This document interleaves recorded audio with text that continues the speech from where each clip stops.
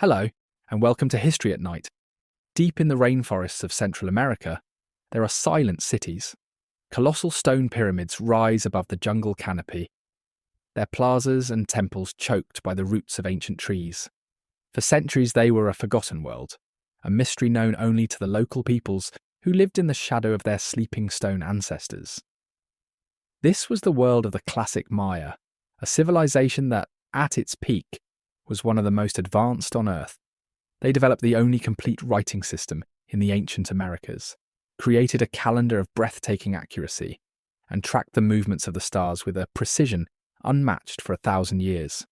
They were a people of divine kings, strange and brutal rituals, and magnificent art. And then in the heart of their southern homelands, they vanished. Not overnight, but in a slow, mysterious unraveling that saw their greatest cities abandoned and their population plummet. Why? This is one of history's greatest unsolved puzzles. Tonight we will journey into the world of the silent cities to investigate their fall. We will explore their golden age, and then, like archaeologists, we will examine the clues left behind in the stones and in the earth, clues that point to a perfect storm of endemic warfare, catastrophic drought, and a self-inflicted environmental disaster. But before our journey begins, please take a moment to like the video and subscribe. It's a simple and wonderful way to support the channel, and it means a great deal to me. I'm also always curious to know where in the world and at what time you're joining me tonight, so I'd really love to hear from you in the comments. And now, settle in. Let the noise of the modern world fade away. Our journey takes us deep into the green heart of the jungle, to the mystery of the silent cities. For centuries, the great stone cities of the Maya slept, shrouded in the green embrace of the Central American rainforest. To the outside world, they did not exist. Vague rumours and scattered reports from Spanish missionaries or local woodsmen told of strange stone idols and vast collapsed palaces hidden deep in the jungle. But these were largely dismissed as fantasy. The prevailing wisdom of the 19th century held that no great indigenous civilization could have possibly risen in the Americas. The ruins, if they were real at all, must have been the work of Egyptians, a lost tribe of Israel, or some other foreign race. The men who would shatter this prejudice were a remarkable pair. One was John Lloyd Stevens, an American lawyer, diplomat, and celebrated travel writer with an insatiable curiosity for the forgotten corners of the world. The other was Frederick Catherwood, a British architect and artist of immense talent, gifted with a meticulous eye for detail and a steady hand. In 1839, drawn by the whispers of these lost cities, they set out on an expedition into the largely unmapped and politically volatile jungles of what is now Honduras and Guatemala. Their journey was grueling. They travelled by mule through a dense, suffocatingly humid rainforest, plagued by insects, mud, and torrential rain. They found themselves in the middle of a chaotic civil war, having to negotiate safe passage with suspicious, heavily armed local generals. But they pressed on, following a local guide, until one day they arrived at a site near the Copan River in Honduras. Hacking their way through the thick undergrowth with machetes, they stumbled into a clearing. What they saw changed the course of history. Rising from the jungle floor were magnificent stone monuments, or stelae, intricately carved from top to bottom, with the portraits of strange regal kings and complex geometric symbols, unlike anything they had ever seen. Catherwood, the architect, was stunned by the quality of the art, recognizing it as the work of a culture as sophisticated as that of ancient Egypt or Greece. But it was Stevens who grasped the true significance. These were not the works of a foreign people. This was the unique, powerful, and utterly forgotten legacy of an indigenous American civilization. So convinced was he of its importance, he formally purchased the entire lost city from its bewildered owner for the sum of $50. While Stevens began to document their journey in his journal, Catherwood set to his painstaking work. In the sweltering heat, his hands swollen from insect bites, he used a device called a camera lucida to project the images of the carvings onto his paper, allowing him to trace their complex details with an accuracy that had never before been possible. His stunning, evocative drawings were not romantic fantasies. They were precise, architectural, and artistic records, the first true visual account of the Maya world ever seen by the public. Their journey continued, revealing one marvel after another. They explored the elegant, multi-storied Palace of Palenque in Mexico, its delicate stucco reliefs emerging from the jungle mist. They reached the colossal ruins of Tikal in Guatemala, where the tallest stone pyramids in the Americas rose like man-made mountains, their peaks breaking through the vast green canopy of the rainforest. When Stevens published his book, Incidents of Travel in Central America, Chiapas and Yucatan, filled with Catherwood's breathtaking illustrations, it became an international sensation. It proved, beyond any doubt, that a great and sophisticated civilization had risen and fallen in the Americas long before the arrival of Columbus. The silent cities had been found. The world now knew that they existed. But a profound mystery had been uncovered. Who were the people who built these magnificent cities, and why had they abandoned them to the jungle? The discoveries of Stevens and Catherwood opened a window into a new and complex world. What emerged from the archaeological work that followed was a picture of a civilization that, for over 6 centuries, from roughly 250 to 900 AD, dominated the intellectual and artistic landscape of ancient America. This was the classic Maya. It is crucial to understand that the Maya were not a single, unified empire ruled from one great capital. Their world was a dynamic and often volatile network of dozens of independent city-states, each controlling its own territory and vying for influence. Great cities like Tikal and Palenque, Copan and the mighty serpent kingdom of Calakmul were rivals.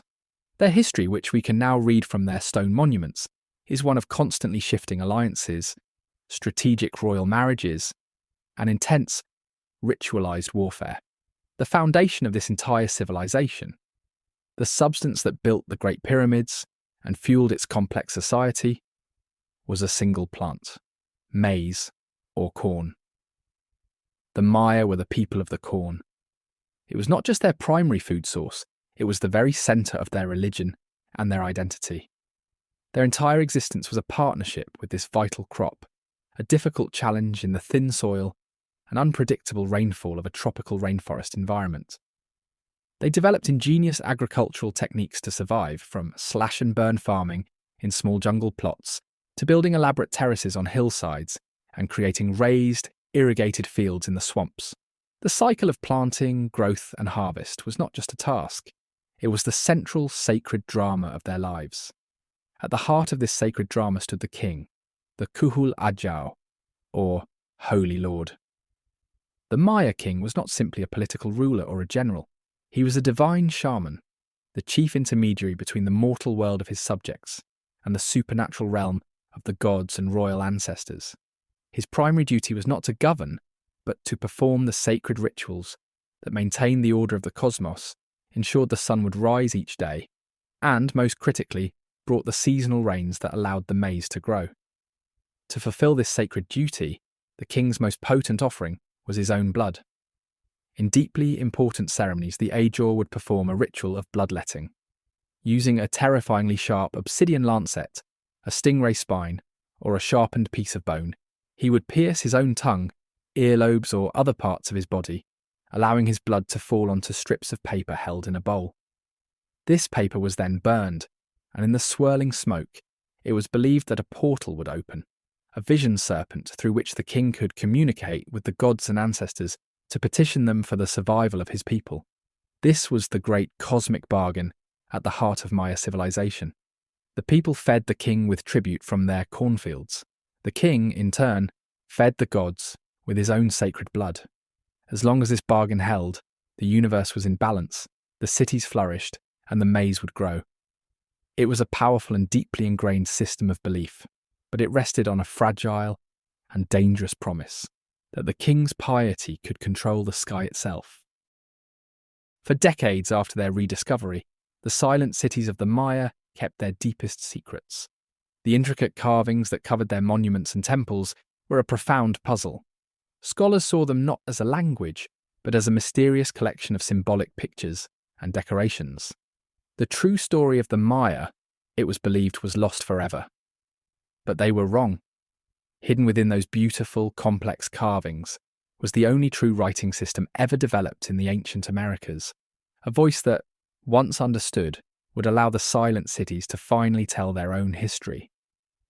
Unlike a simple alphabet, the Maya script was a sophisticated and beautiful logosyllabic system. This means that some of its glyphs or symbols represent whole words, while others represent phonetic syllables.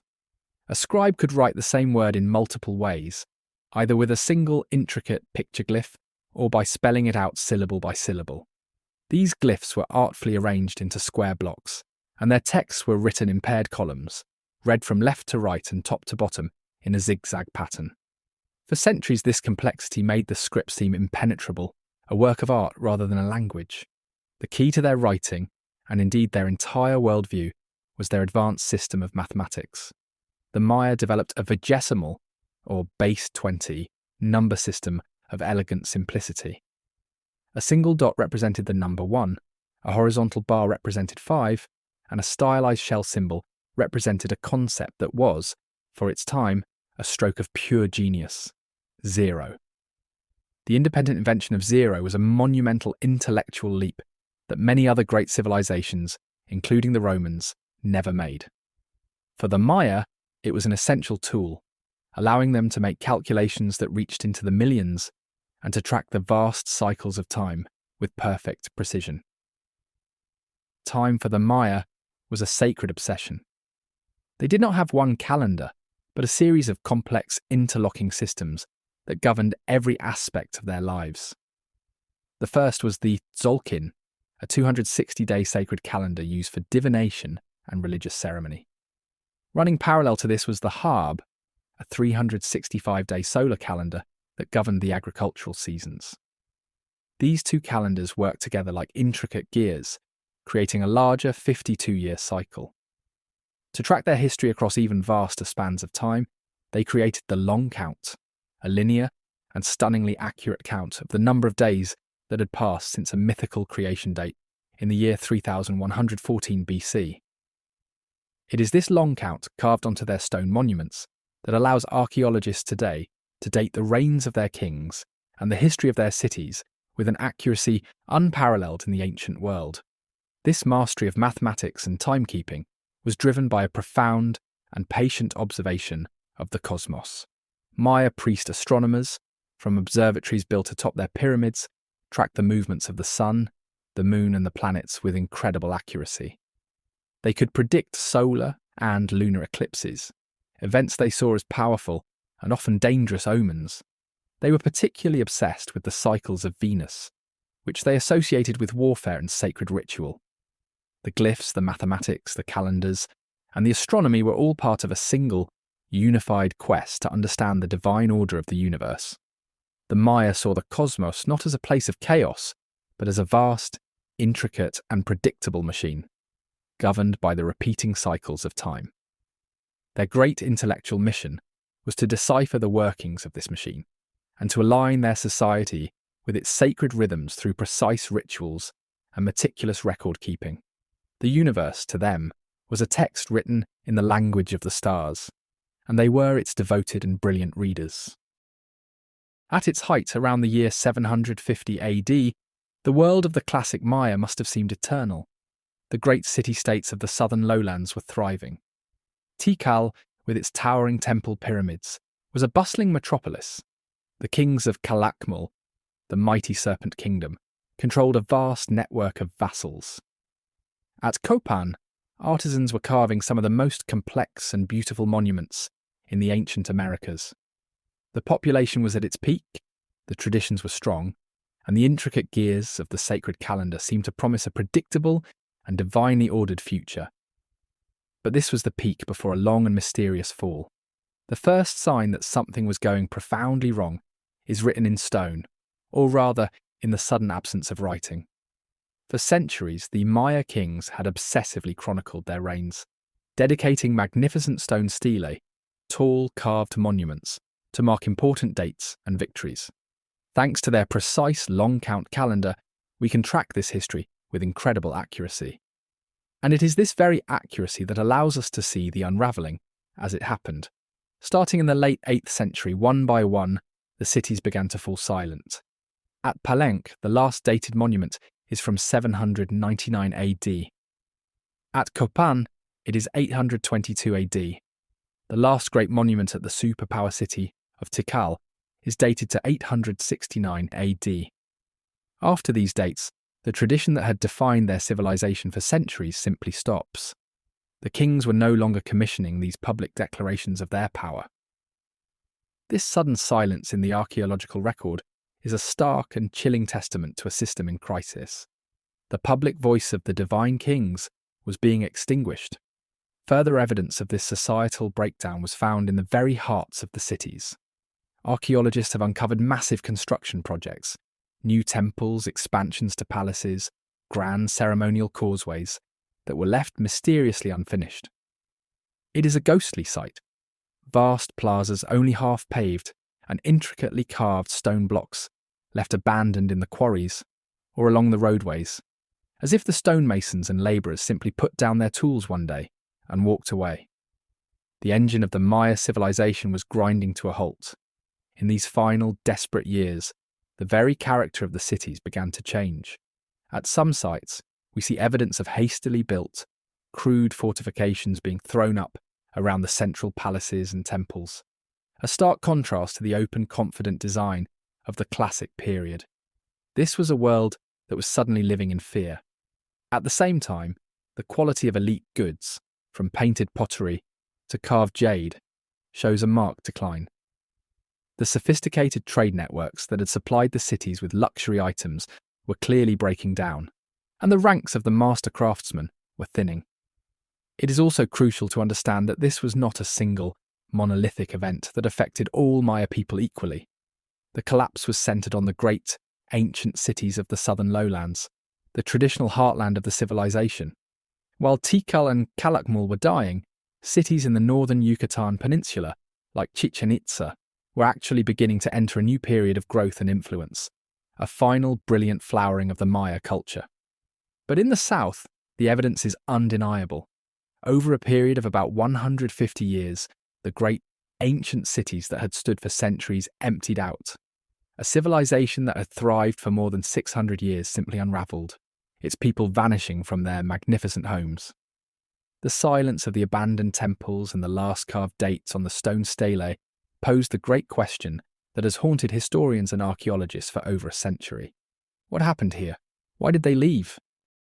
As archaeologists began to decipher the Maya script and piece together the history of the great southern cities, a dramatic and violent picture emerged. For centuries, warfare had been an integral part of their civilization, but it was a conflict with a unique character. For the most part, classic Maya warfare was a highly ritualized and limited affair. The goal was not typically to conquer vast territories or annihilate enemy populations, but to capture rival kings and high-ranking nobles. These elite captives would then be taken back to the victor's city, where they would be publicly humiliated, tortured, and ultimately sacrificed in grand religious ceremonies to appease the gods and demonstrate the power of the victorious king, or Ajor. But in the final century of the classic period, during the time of the Unraveling, the evidence shows that the nature of this warfare began to change. The art carved onto stone monuments and painted on palace walls becomes grimmer and more chaotic. The earlier formal depictions of a single king capturing a rival lord are replaced by more desperate scenes. Massed armies clashing in the jungle, warriors in fearsome jaguar pelts and feathered headdresses battling over wooden palisades, and dozens of bound, miserable captives being presented for judgment. The magnificent and famously graphic murals at the site of Bonampak, for instance, depict a brutal battle, followed by a horrifying scene of captured nobles having their fingernails ripped out before their final sacrifice. This artistic shift is confirmed by what has been found in the ground. At once open and confident cities like Tikal, archaeologists have discovered the remains of hastily constructed defensive walls and moats thrown up around the central temples and palaces. These were not the grand, planned fortifications of a military culture. They were desperate, last-ditch efforts of a society that was suddenly living in fear. At some sites, excavators have found mass graves filled with skeletons showing clear signs of violent death, evidence of large-scale conflict that went far beyond the capture of a few elites. The most detailed picture of this escalating violence comes from the Pitex-Batún region of Guatemala. Here, a dynasty of kings at the city of Dos Pilas embarked on a campaign of aggressive, expansionist warfare against their neighbours. For a time they were successful, creating a small empire. But their aggression ultimately backfired, triggering a death spiral of constant retaliatory conflict that consumed the entire region. The final capital, Aguateca, was abandoned so rapidly in the face of an attack that meals were left half-eaten in the kitchens, and valuable objects were left on the floors of the houses. This leads to the first major theory for the Maya collapse, that the highly ritualized endemic warfare that had been a stable part of their political system for centuries simply spun out of control. A series of escalating conflicts could have created a domino effect, with constant fighting making it impossible for farmers to tend their fields, leading to food shortages. It would have disrupted the vital trade routes that brought in essential goods like salt and obsidian. And as kings began to lose battles and were unable to protect their people, the population's faith in the entire system of divine kingship would have crumbled. The escalating warfare between the Maya city-states provides a compelling, violent picture of the final years of the classic period. But it still doesn't answer the deeper question: why did the violence spiral out of control? A growing body of scientific evidence suggests that the Maya were not just fighting each other. They were fighting a losing battle against their own environment, a battle brought on by the very success of their civilization. This theory suggests the collapse was a self-inflicted wound. The tropical rainforest of the Maya heartland is a deceptive landscape. It seems eternally lush and fertile, but in reality, its soils are surprisingly thin and easily depleted. Supporting a large, dense population in this environment required brilliant agricultural engineering and careful management.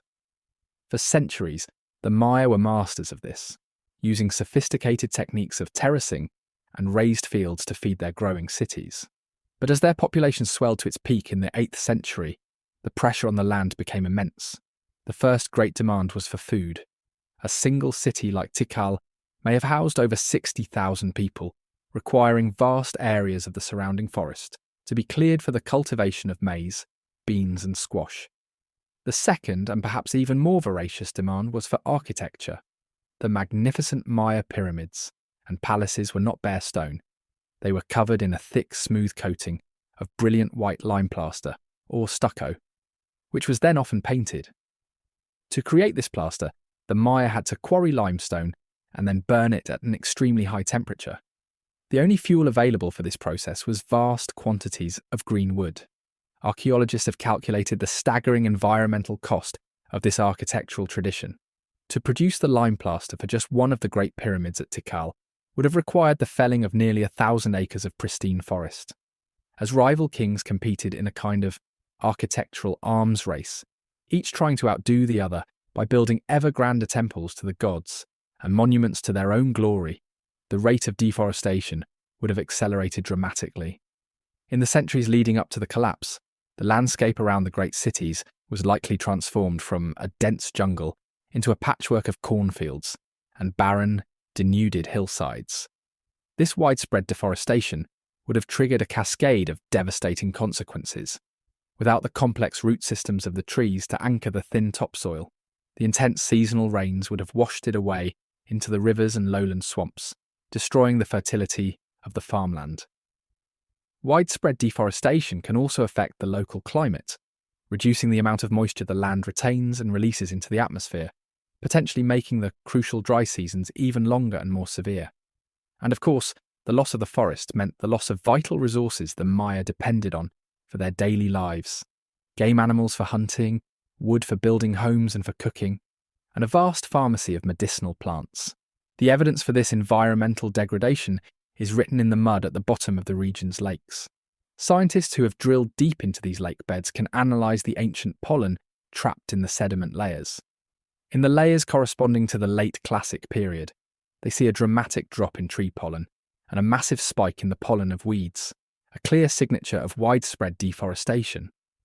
At the same time, the sediment layers themselves become thick with eroded soil washed down from the surrounding hills. the very things that were the hallmarks of the classic Maya's success. Their large, dense populations and their monumental, dazzling white cities appear to have been the seeds of their downfall.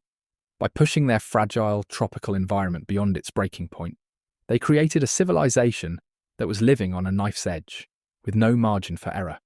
They had, in a sense, inflicted a grievous wound upon their own world, leaving it fragile and exposed to the final, fatal blows that were to come.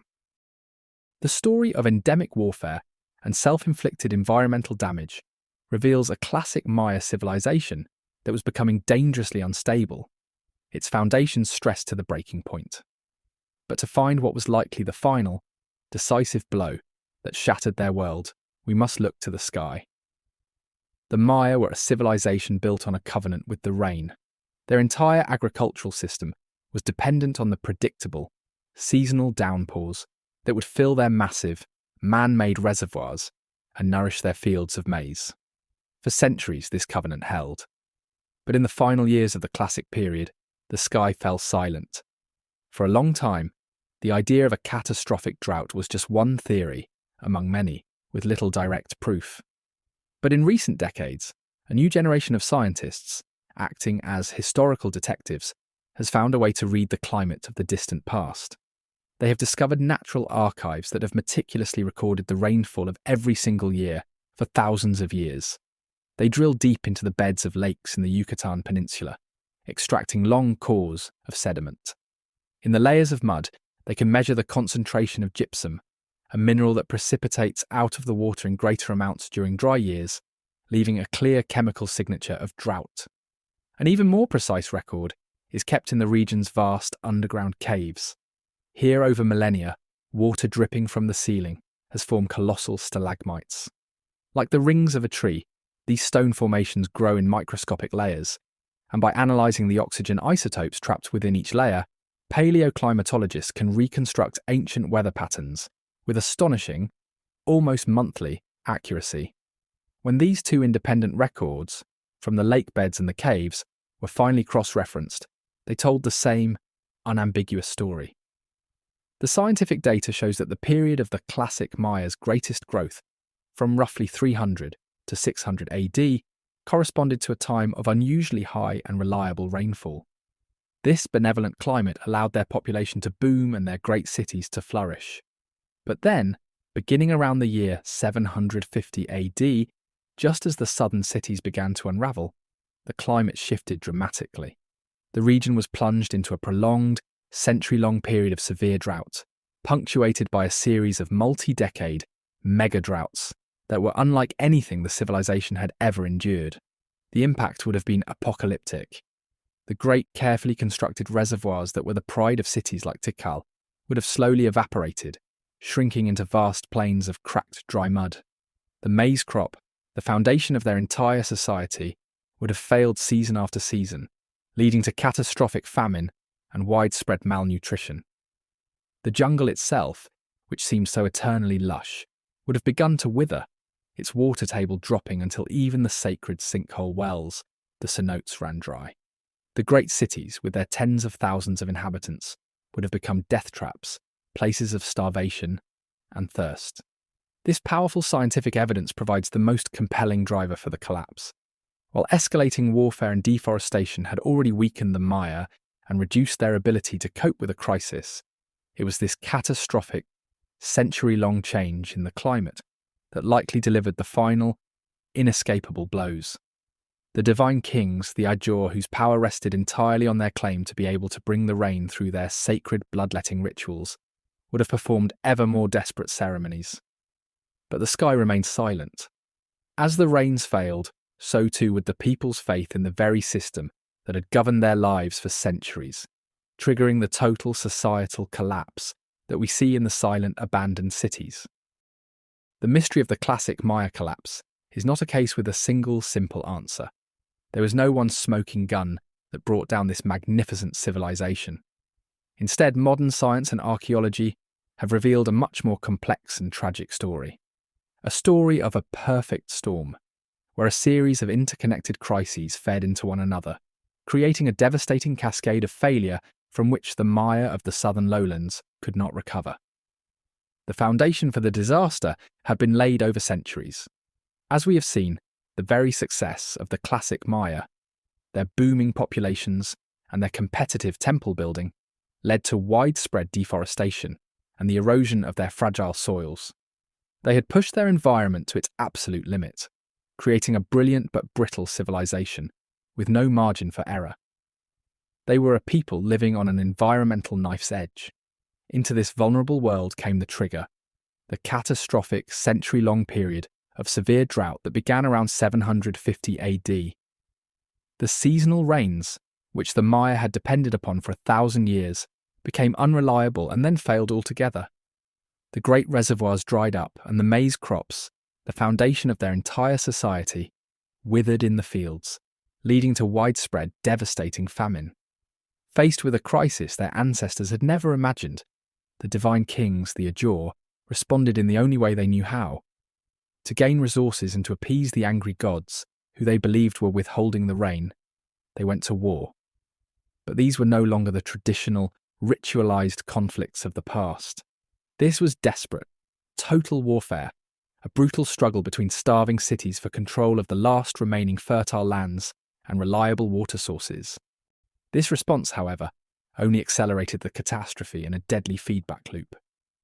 Constant, brutal warfare pulled farmers away from their fields, making the famine even worse.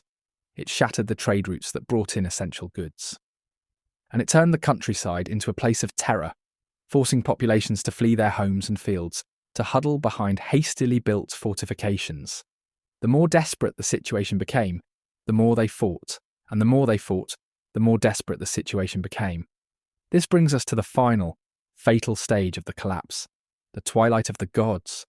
The entire political and religious authority of the Maya king rested on a single, sacred promise, that through his rituals and his bloodletting, he could maintain the cosmic order and guarantee the rains and the harvest. As the drought dragged on, year after agonizing year, and as the endless wars brought only more death and misery, this sacred promise was broken. The king's rituals had failed. The gods were not listening. The people, starving and terrorized, lost faith not just in their king, but in the entire system of divine kingship and the gods themselves. The social contract that had held their world together for centuries simply dissolved. Faced with famine, endless war, and a failed political and religious system, the common people made the only logical choice left to them. They voted with their feet. They abandoned the great stone cities and the holy lords who had failed them, melting back into the jungle to survive in smaller, scattered, and more sustainable communities. So the end of the classic Maya world in the southern lowlands was not a single fiery apocalypse. It was a slow, quiet, and profoundly sad fading. The great cities were not, for the most part, conquered and burned by a foreign enemy. They simply emptied out. Over a period of about a century and a half, the people who had sustained these magnificent urban centres for generations made a collective, desperate choice. They left. This was the Great Exodus. We can imagine the impossible decision faced by a single family. For generations, their ancestors had lived in the shadow of the Great Pyramids of Tikal, farming their small plot of land and paying their tribute of maize to the divine king. But now, the rains had failed again. The city's reservoirs were dry and the maize stalks were withered and barren. The king's rituals and blood sacrifices had produced nothing but more promises. The endless wars with rival cities had brought only misery and fear. And so they make a choice. One night they gather their few remaining possessions, turn their backs on the stone temples that have defined their entire world, and melt away into the jungle, seeking a new life and a place where the corn might still grow. This individual story, repeated hundreds of thousands of times over, is what the archaeological record shows. The evidence suggests that the great ceremonial centres and the palaces of the kings were the first to be abandoned. For a time in some cities, it appears that commoners moved into the empty plazas and grand residences, building crude cooking fires on the fine plaster floors, squatters in the crumbling houses of their gods and kings. But eventually they too moved on, driven by the same relentless pressures of drought and famine. And as the last humans departed, The jungle, which had been held at bay for centuries, began its slow and patient work of reclamation. First, the wind would have carried seeds into the cracks of the great empty plazas. Small plants would take root, their tendrils breaking apart the plaster surfaces. Then, the powerful roots of the great kiba and ramun trees would have begun their relentless work, undermining the foundations of the temples, splitting the stone staircases, and toppling the carved monuments of the kings. Over the centuries, a thick green blanket of vegetation grew over everything. The towering pyramids, once visible for miles, became indistinguishable from the natural hills, their sharp stone lines softened and shrouded by earth and trees. The vast open plazas where thousands had once gathered for ceremonies became quiet, shaded clearings on the jungle floor. The roar of the crowd in the ball courts was replaced by the guttural, echoing call of the howler monkey. The sounds of human life, of chanting priests and chattering markets, gave way to the buzz of insects and the rustle of leaves. The cities had fallen silent. For nearly 1,000 years, the great centres of the classic Maya civilization would remain in this state, hidden from the outside world. Their history, their science, and their art lay dormant under the jungle canopy. The memory of what they were survived only in the oral traditions of the scattered descendant communities who had forged a new, simpler way of life in the forest. To the rest of the world, it was as if they had never existed at all, waiting silently for the explorers who would, in a distant future, stumble upon these green mountains and rediscover the lost world that slept beneath. The story of the classic Maya collapse in the south, with its silent cities and abandoned plazas, is a dramatic tale of decline. But it is not the end of the story of the Maya people. The collapse was not an extinction, it was a transformation. As the great urban centres of the southern rainforest emptied out, the centre of gravity of the Maya world shifted, giving rise to a final, brilliant flowering of their culture in the north. In the flatter, drier landscape of the Yucatan Peninsula, a new generation of cities not only survived, but thrived, reaching their peak as their southern cousins were being reclaimed by the jungle. The greatest and most magnificent of these was Chichen Itza. Its art and architecture were distinctly Maya, yet they were infused with a new cosmopolitan spirit, showing strong influences from the cultures of central Mexico. This was a city of warriors and merchants, whose power was represented by the iconic feathered serpent god, Kukulkan. They built the largest ball court in the ancient Americas, a grand temple pyramid known as El Castillo, and a vast temple of the warriors, flanked by hundreds of carved stone columns. These northern cities prospered because they adapted. Instead of relying solely on the precarious rainfall needed for intensive maize farming, they built their power on a robust maritime trade network. Using massive seafaring dugout canoes, they controlled the flow of goods like salt, honey, cotton, and obsidian around the entire coast of the peninsula and into the wider Caribbean world. It was a more resilient and outward-looking economic system that allowed them to flourish for centuries after the southern collapse. But even after Chichen Itza and the other northern cities saw their own power wane, and even after the brutal Spanish conquest centuries later, the Maya people themselves endured. This is the most crucial part of their story. They survived by adapting, by retreating from the great cities into smaller, more sustainable farming communities, and by fiercely guarding the core of their culture, their languages, their traditions, and their deep connection to the land.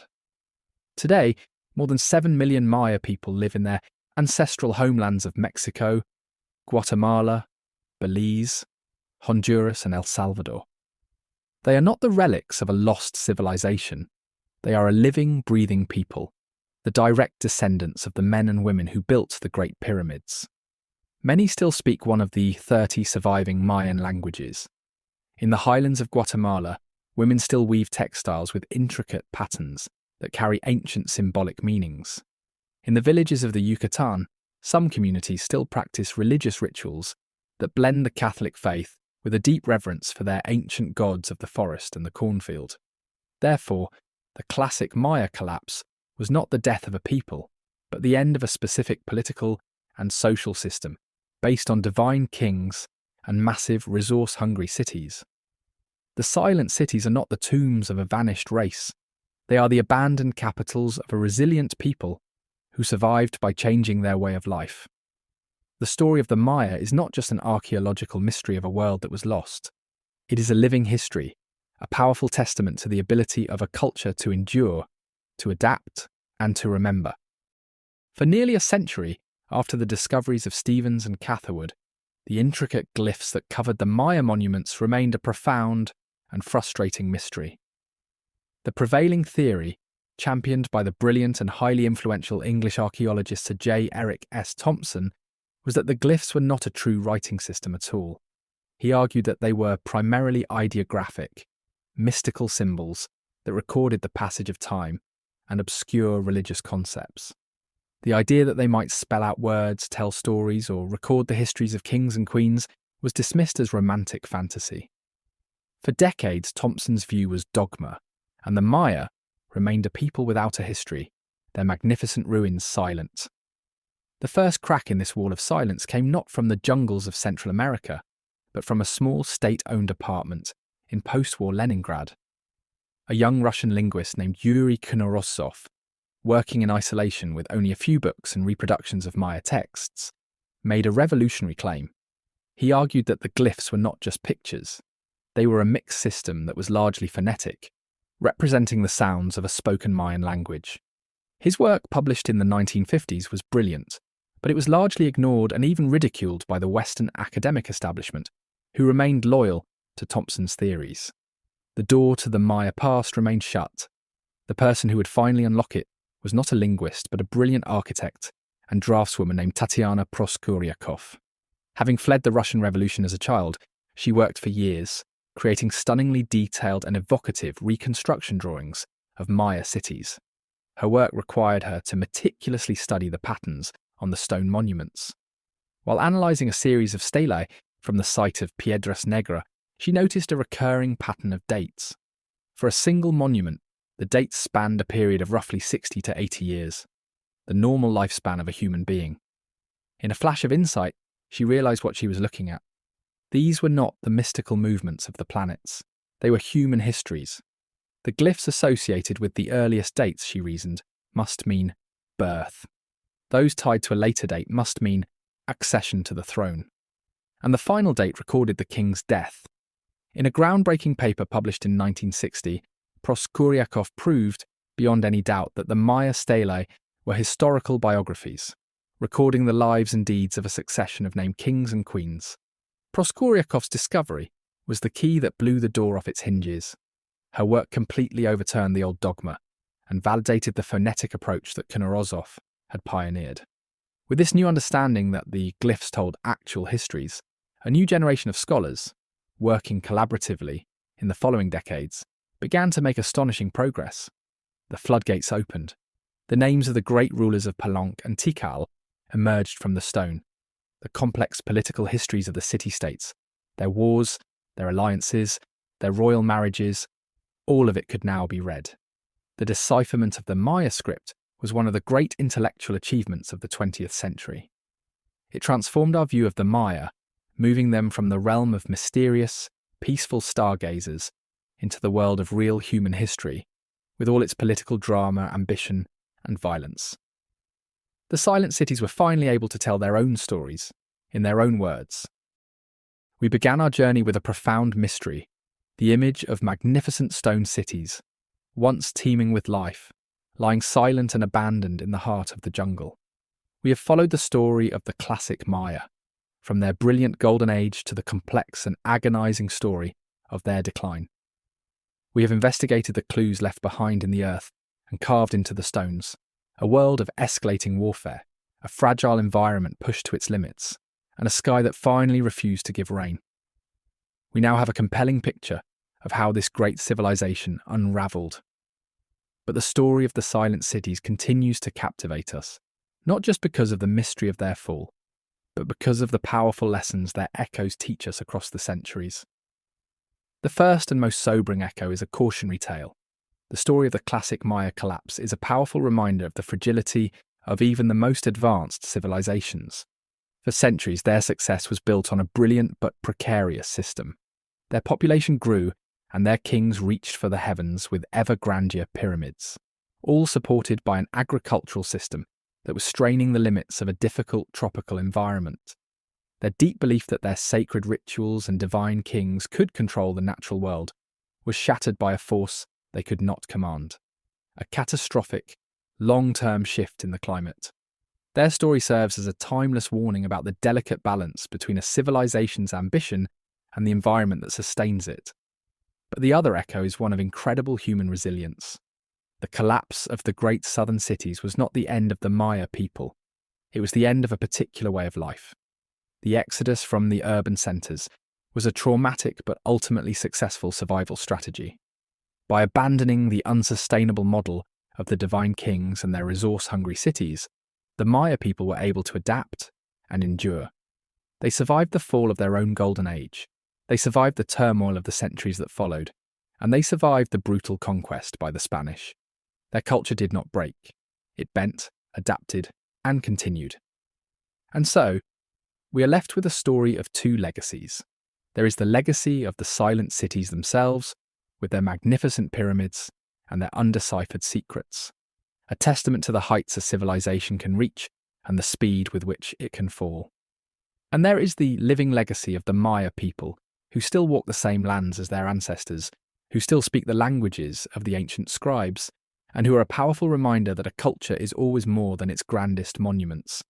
The silent cities of the jungle are more than just a historical mystery. They are a mirror.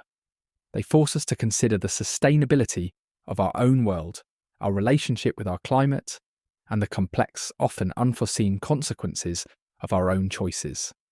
The Maya believed that the universe moved in great, repeating cycles of creation and destruction. Their story is perhaps the most powerful example history has to offer, that no civilization, no matter how brilliant or powerful, is guaranteed to last forever.